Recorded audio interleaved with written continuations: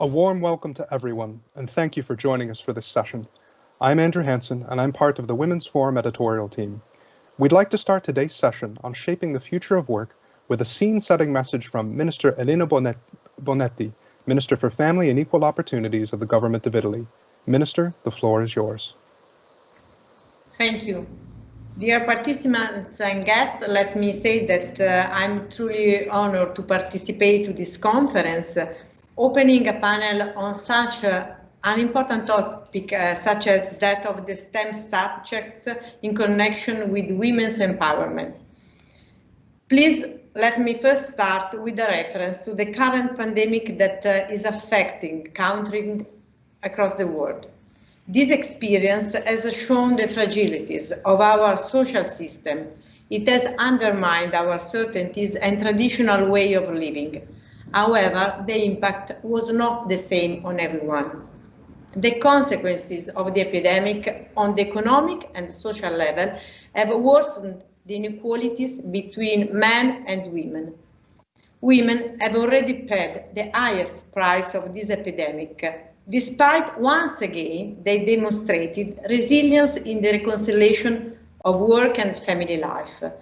In this month, the most crucial working sectors, starting from healthcare, for instance, are the ones where women are the majority of workers. When we talk about heroes in this period, we are actually talking about heroines. During the lockdown, the Italian government immediately adopted additional tools to support work-life balance, starting from ad hoc parental leaves and access to smart working for parents, so to reduce the negative impact on female work. But while we were facing the emergency, we knew we were also in need of new tools to address the new challenges and to take the opportunity to transform this time of crisis into a positive time. Our model of society has proven to be fragile in the face of a systemic crisis. Consequently, the new social model we wanted and we still want to construct should put together the pieces of humanity in an integrated and global vision. We knew we were in need of a strategy. This is the reason why I decided to call to action some women that would help us to prepare a new renaissance. I set up a female team, Women for a New Renaissance, at the Department for Equal Opportunities, convinced that by starting from women and with women, we can build a new path of growth for our countries. 12 women, distinguished persons, for their regional and high-level cultural and scientific contribution in their professional fields.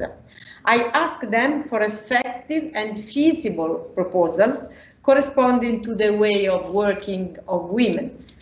We are working on 5 areas: gender equality, labor, science, solidarity, communication. And here are some keywords emerging from this work, from this time of crisis, from Women for All. Connecting, because we are called to fight the dehumanizing abstraction with the concreteness of creating links and correlations that are able to activate historical, economic, and social dynamism, connecting places, experiences, skills, areas of life, promoting, not just protecting, because only by recognizing the value of everyone, we will be able to release the centrality and the responsibility of each person. We need to boost hope, the only chance we have to start again and to give a perspective of future to our personal and collective choices. Caring, because this is the time of mutual care, which requires listening, observing, understanding, to do good to oneself and to others, with the empathy that this time has asked us to nurture. Educating, because this epochal change establishes the importance of generating again in front of the new. We need paradigms that are open to the new in order to give life to new things, a language of through beyond stereotypes and a knowledge which is able to integrate the scientific method and the variety of humanistic heritage.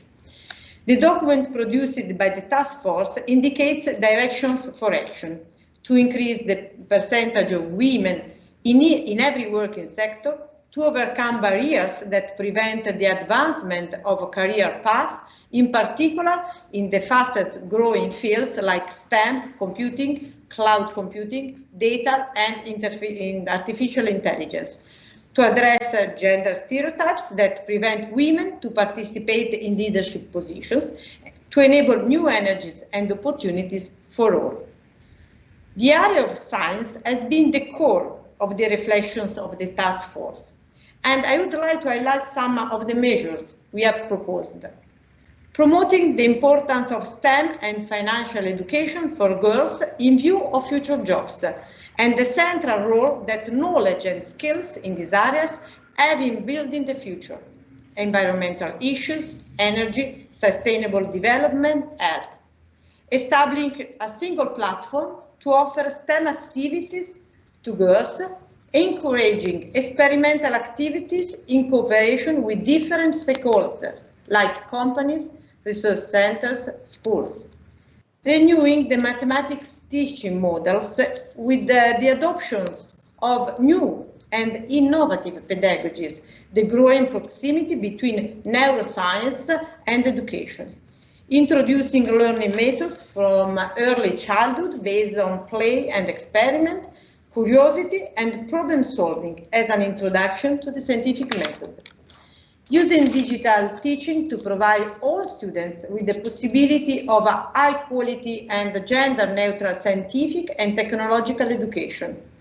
Reviewing and harmonizing the regulations governing scholarship or research grants, also in order to ensure adequate financial coverage, both in the case of interruption of maternity leave and family care.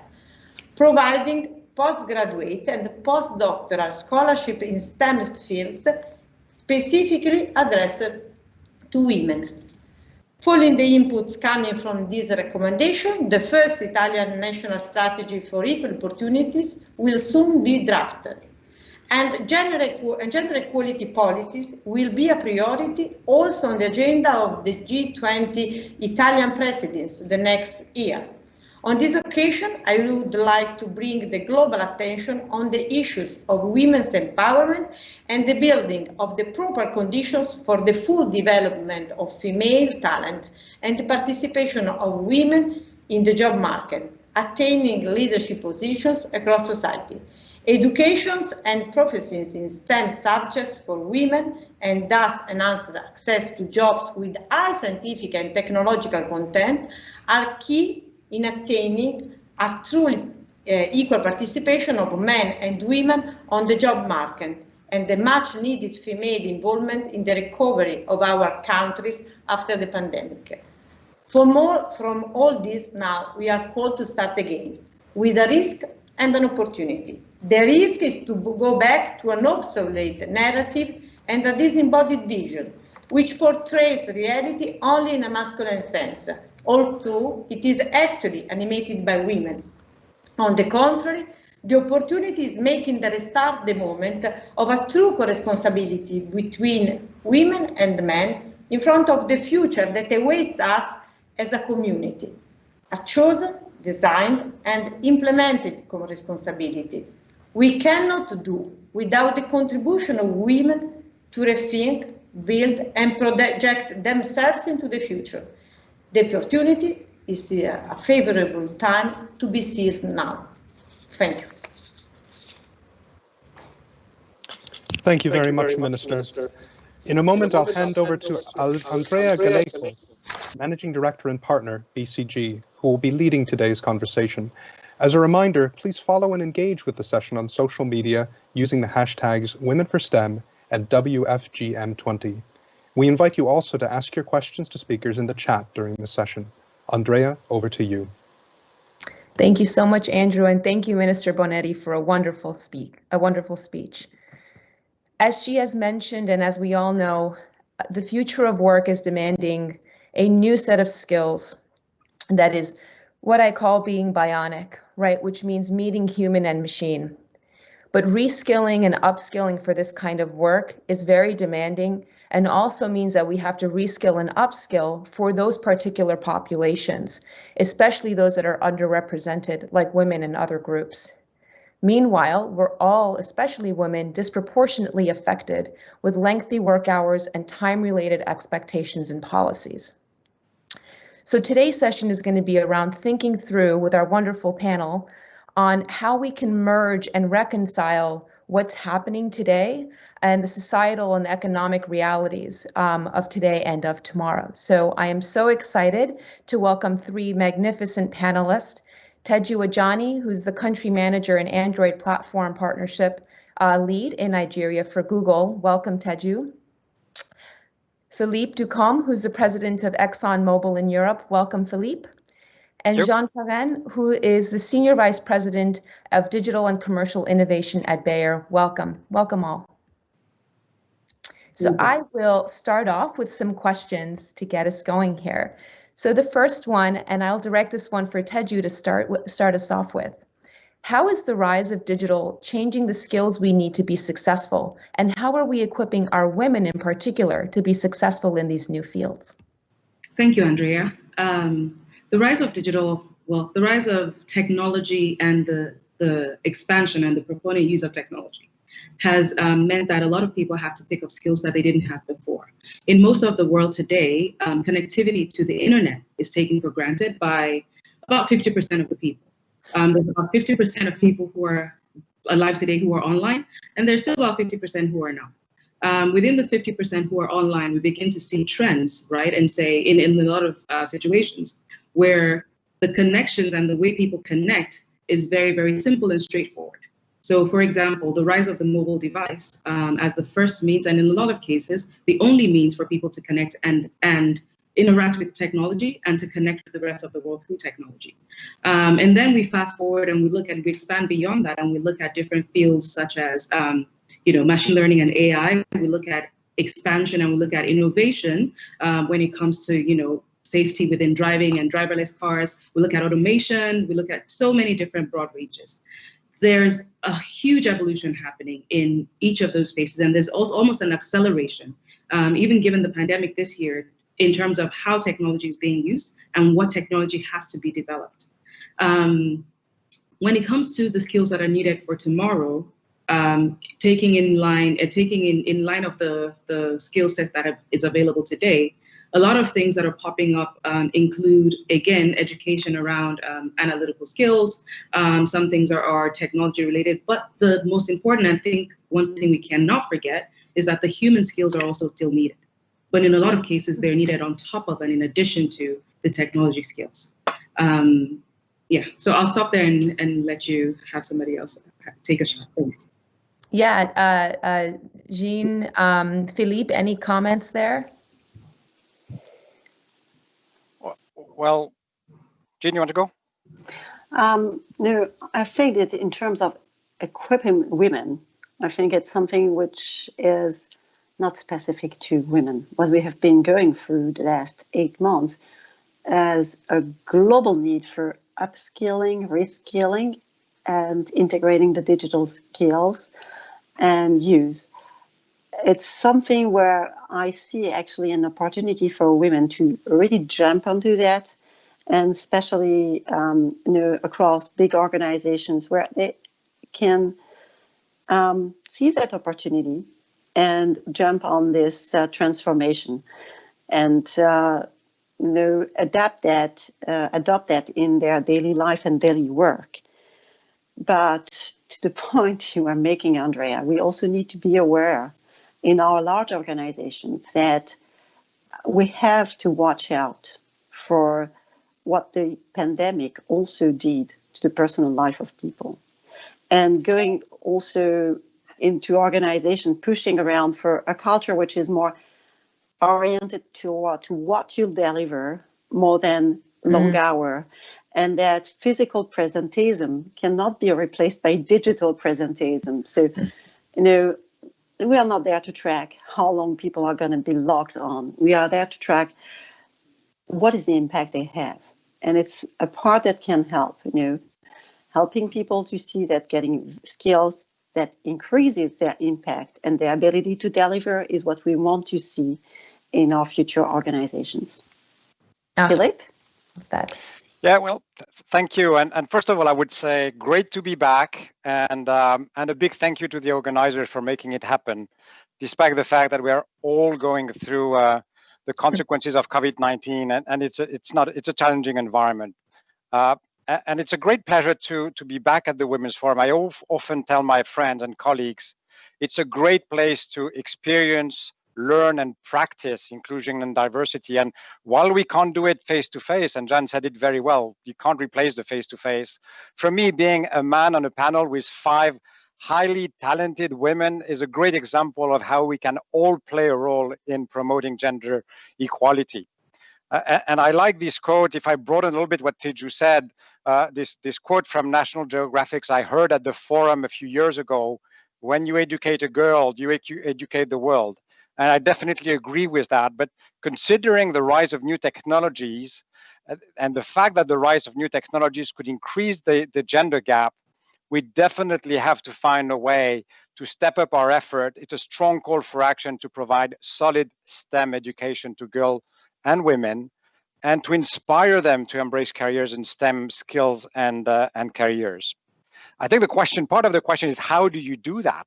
And as we did some research, I think Susan Harper, the STEM strategy lead for the Girl Scouts of America, has a very interesting perspective on that.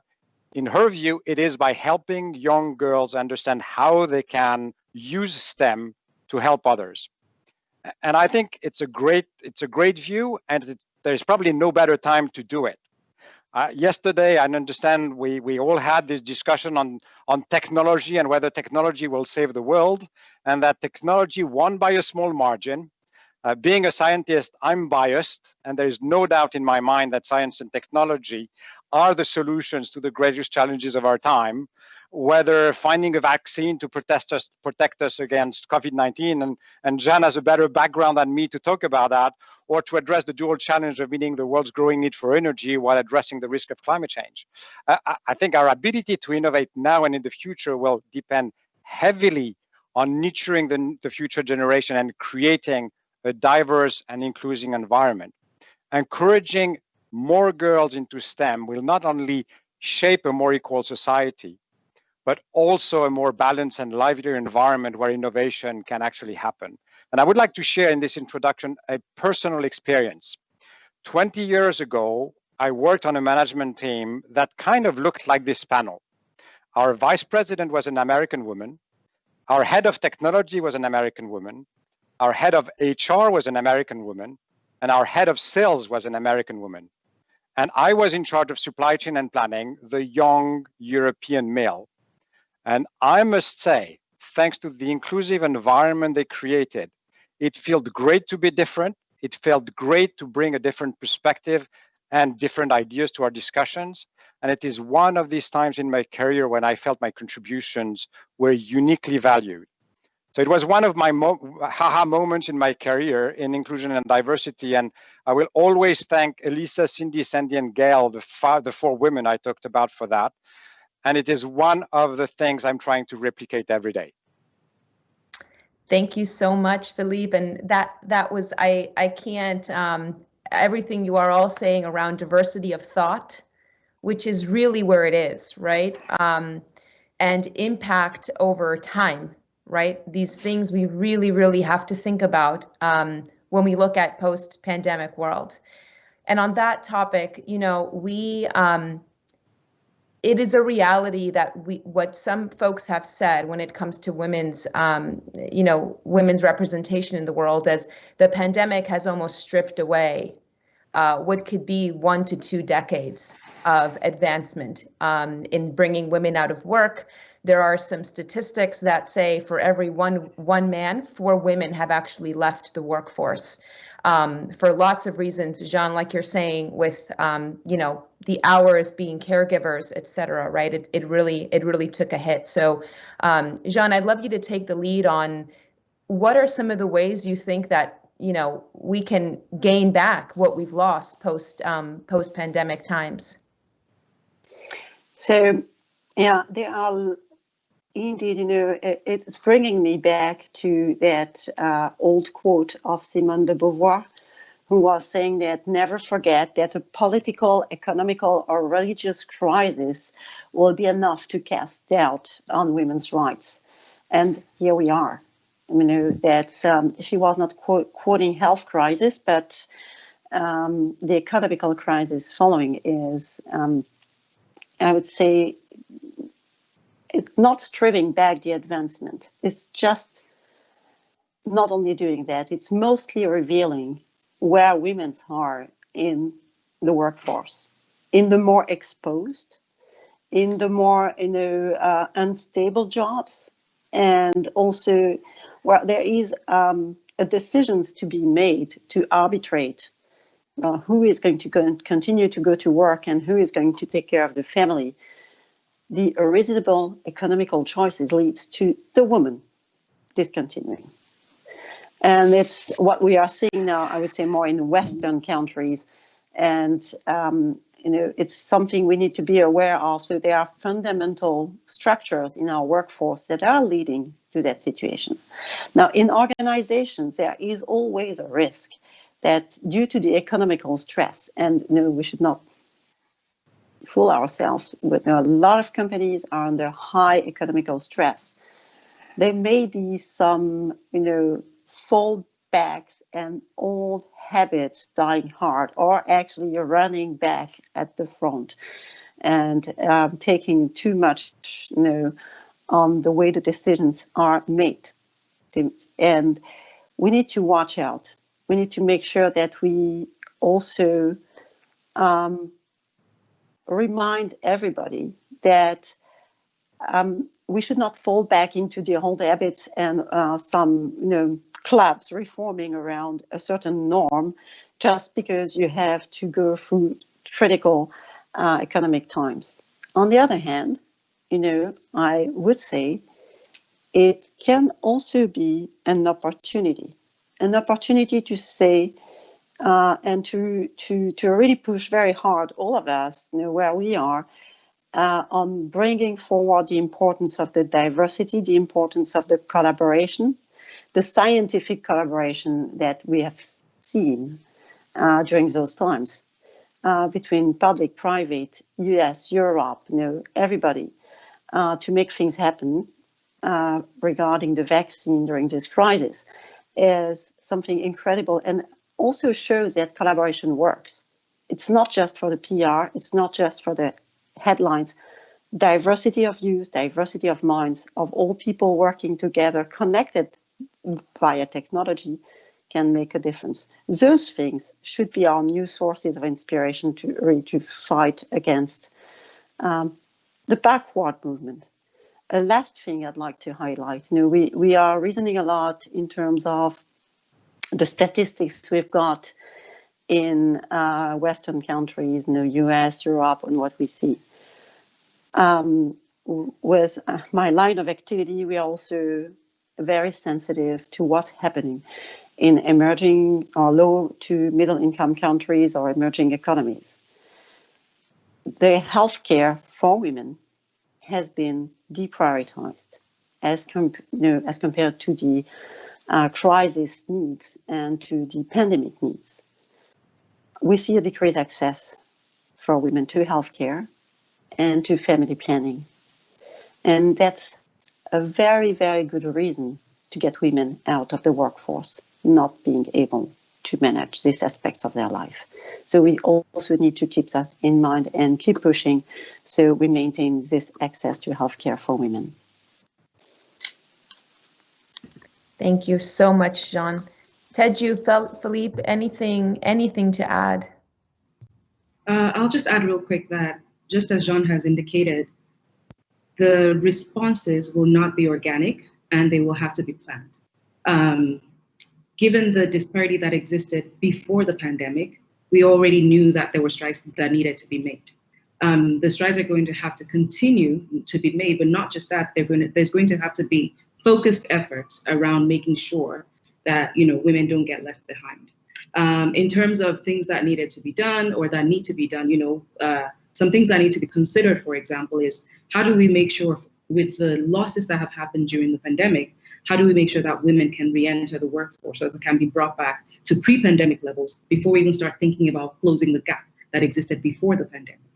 That's one thing, for example. How do we make sure that women are retained in the workforce, that they don't lose out to some of the reasons that Jeanne had highlighted, that women don't lose out continue to lose out during the pandemic and beyond, to make sure that they can come back. And then the women that are still in the workforce, how do we make sure that they are in the positions of authority, positions of collaboration, they are present in the room when decisions are being made, when the conversations are being had, when the brainstorming is being done as to what the responses should be. Because if we think about it again, women make up roughly 50% of the globe.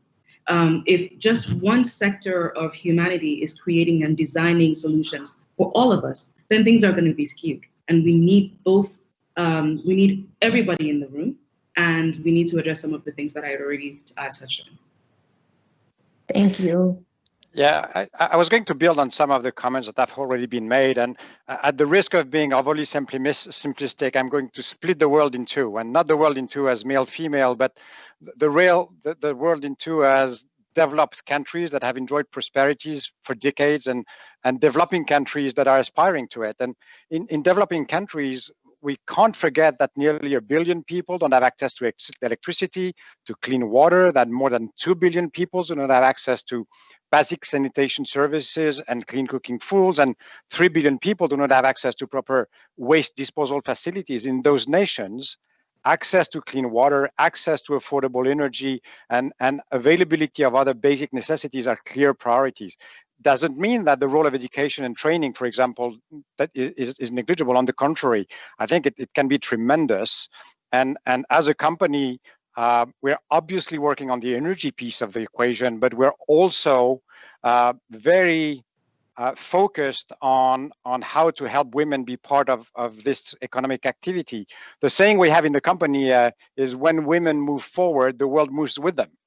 And I agree with that. And we have launched a program which is called our Women's Economic Opportunity Initiative, which helps women fulfill their economic potential, drive social change in their communities, including education. And I can only say that in the current environment, these kind of initiatives need to be reinforced.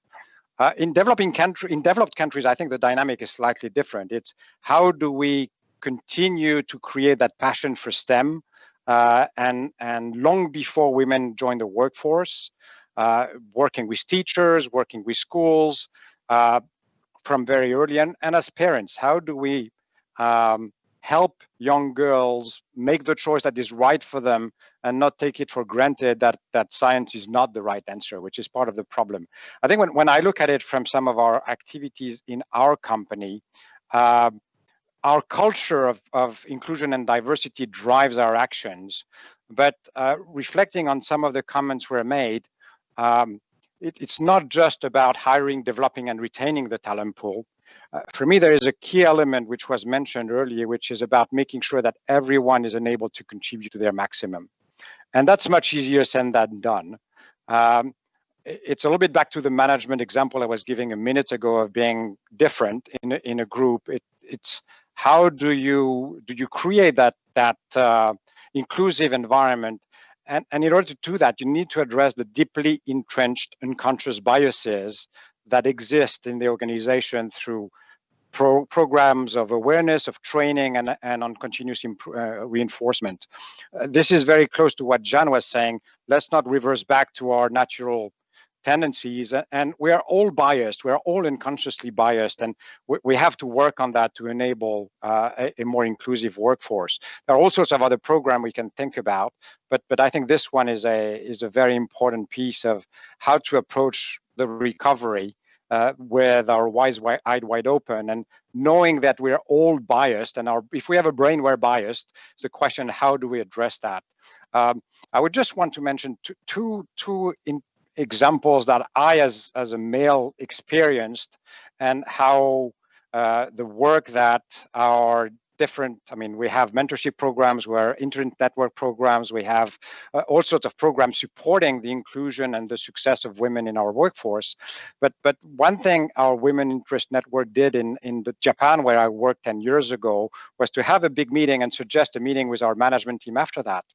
And I will always remember our male engineering manager, who in front of the group said that being invited in a meeting like that changed him. And I think that's what we want. We want to change people. And that changed him not because of what he heard, but because of what he felt.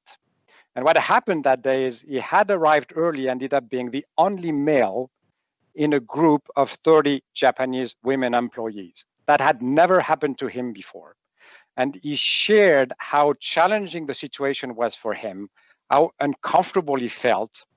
And that helped him realize that this, in fact, was the reality of the Japanese female employees and the reality they felt every day when they came to the office. And I think the second one I wanted to mention is it doesn't have to be top down. It can be bottom up. And I want to recognize our Women Interest Network at ExxonMobil for a bottom up initiative, which was to create an interactive awareness raising activity in the form of what we call meeting in a box, which is a facilitated discussion in the form of a board game to help teams ask themselves some of the tough questions and have an honest dialogue of what it means to being inclusive. And those kinds of initiatives really make a difference and help approach the challenges we have been talking about in a different way.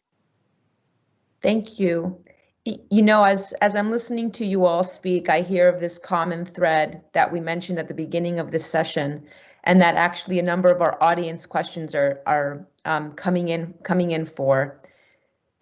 Education has been the same empirically, right? The same in terms of how we educate our youth, and then how we educate our teenagers, and then how we educate our adults forever. Are we at an inflection point right now where we need to understand if we should truly change the way we are educating our people? And especially as we're thinking of reskilling and upskilling and having people that are, you know, maybe have gotten a degree and need to re-enter the workforce, our typical educational system doesn't favor that too well. And we all know about our degrees and our ivory towers, right? And so, Jeanne, I'd love to get your thinking on, you know, from an economics and social perspective, should we be thinking about, you know, is it time to, you know, change up our educational thinking a little bit here? Yeah, in the short answer to your question is obviously yes. We need to rethink how we interact with the entire educational system. Be it only first to remove some biases of, you know, pointing people to certain types of jobs, or, you know, telling them it's not for them based on some, I would say, old conceptions of the world. But I mean, all along the life, you know, you cannot say now that you're going to keep the same skills. And when I'm looking back and thinking about how we were working 20 years ago, 25 years ago, I mean, everything has changed. You need to adopt, you need to embrace the technologies. We need to make that more accessible for a bigger part of the workforce, and admit that it's part of keeping the value of the workforce alive during the entire, you know, journey. Now, what role has the academic system to play into that? Because it has created tremendous economic opportunities and business opportunities for a lot of companies to come in and have proposals.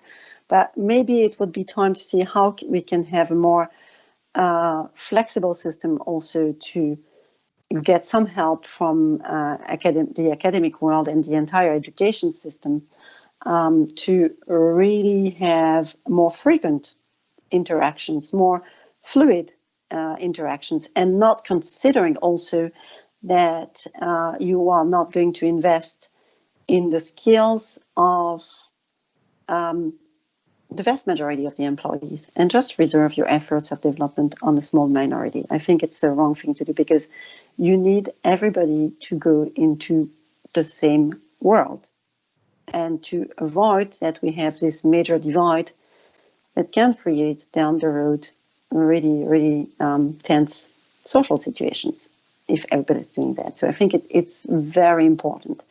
And to the way people also look at their education and at their perspective and how women look, especially at their perspective, I think it's important to have a lot of success examples. I look at Teju with the role she has. I mean, it's a wonderful example to say, yes, it does exist. And yes, for the moment, there are not that many. But I'm dreaming of the moment where it's not a surprise and you don't need to say the female leader, but the leader. Yes, if only one day. That's right. That is the dream, right? That Philippe, what you're saying doesn't ever really happen because there's always a mix, right? No matter what, right? And so it becomes this, do you remember 20 years ago when people were saying men and women? Teju, do you have any thinking there? Yes, please. Fundamentally, education has to change. And not only that, I think education has changed. It is changing and it has changed. We still have the formal educational institutions like, Jeanne and Philippe have referred to. We have those organizations. We have the biases. We know that there needs to be policy changes, curriculum changes, educational style and habit changes to accommodate people today. In addition to that, though, what's happening is you're beginning to see organizations just based on need also reaching out and taking part in the education of the people that they're looking to employ. And then beyond that, you're looking at organizations as well as third-party groups saying, you know what, there are skills that are essential for development now and in the new world, and therefore we need to take part in this. And I'll give an example. So for example, at Google, Grow with Google is an initiative that we've had. I think we started about 5 years ago. And it was to train different numbers of people across different parts of the world, from the US to Europe to Middle East to Africa.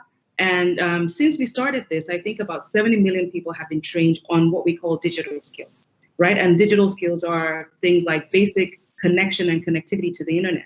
How do I run a small business? Because again, if we look at most economies in the world, and historically looking back, a lot of the backbone of a lot of countries are entrepreneurs, right? Now, if I today, as a young person, somewhere in the world, have a mobile phone, I can run a business successfully.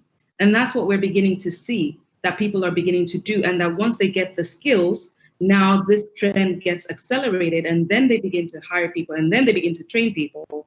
And in particular, women, when women have access to these skills and such education, then you see a multiplier effect, right? Because they're not only taking care of themselves, they're not only taking care of their employees, they're also taking care of their households. So the education in terms of flexibility, in terms of availability, in terms of what exists out there and what's being done, in terms of the way we're thinking about how do we equip people for the future by maybe giving them scholarships to computer science, but also maybe focusing on gaming, for example, which is another industry that's really developing now and has a broad range. There's a lot that is being done on that front, and there's a lot that's being done, obviously, by the organizations that we all work for. But definitely, I think those are trends that we'll need to continue to look at and make sure that are sustained so that the level of education that's needed can be achieved. Thank you. We have just a few minutes left. So Philippe, I'll switch it up a little bit and get us started on the last, and I think one of the maybe just two words. I think there is the education system, which is a big one. And the education system, there are a lot of things we can do better, both from a state standpoint and the contribution that private sector can make. But I think, and the way I think about education at work is every day when I come to the office, I'm going back to school. And I'm going back to school not just because of what I'm going to learn, but I'm going back to school because I will benefit from reverse mentoring, which is have younger employees teach me how the world really works. And that's just a thought I wanted to plan before we switch to the next topic.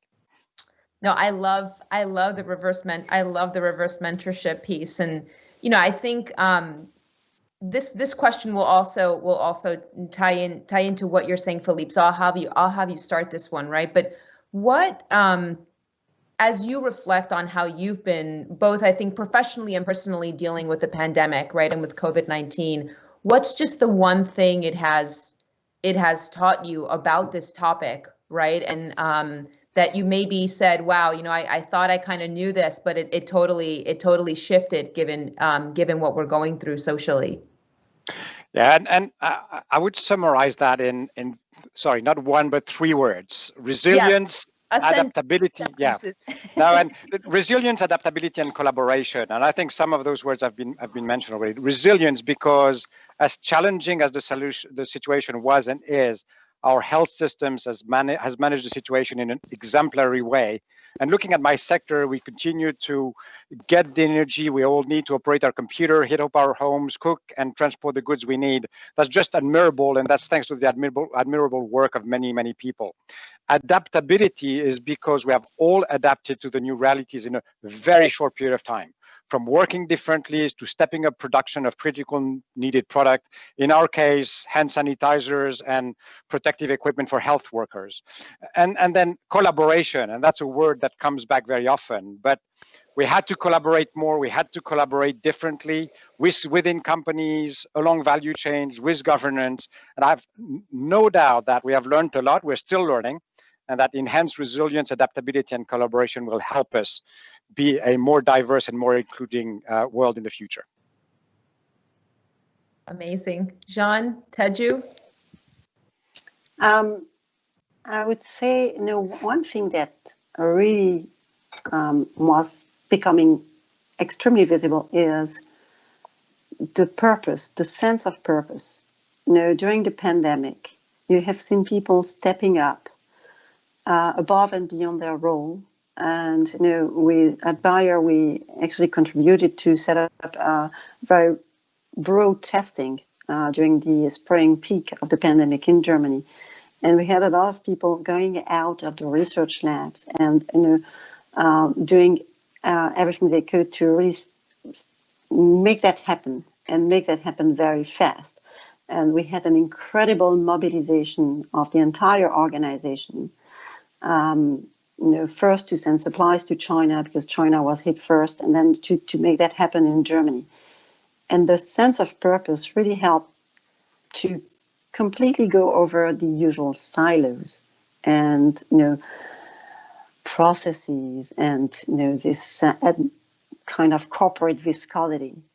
And all people were really transcended by that. And I think you knew that purpose was important. Now you have a very, very powerful demonstration of that. Thank you. Teju? One thing I've learned during the pandemic, I would say, is that let me go back, about 15 years ago, 10, 15 years ago, there was a wave in the US that was testing whether or not people could work remotely. And not just work remotely, but also, you know, use less hardware such that when you came to the office, you didn't have to sit in your specific desk. It was called, I think, names like bring your own computer, you know, different things like that. I think one thing the pandemic has proven to us now is that the world has changed and things are not necessarily the way we had structured them before. One of my favorite sayings is evolve or die. And I think one thing we're seeing now is the evolution of the workplace, the evolution of the workforce.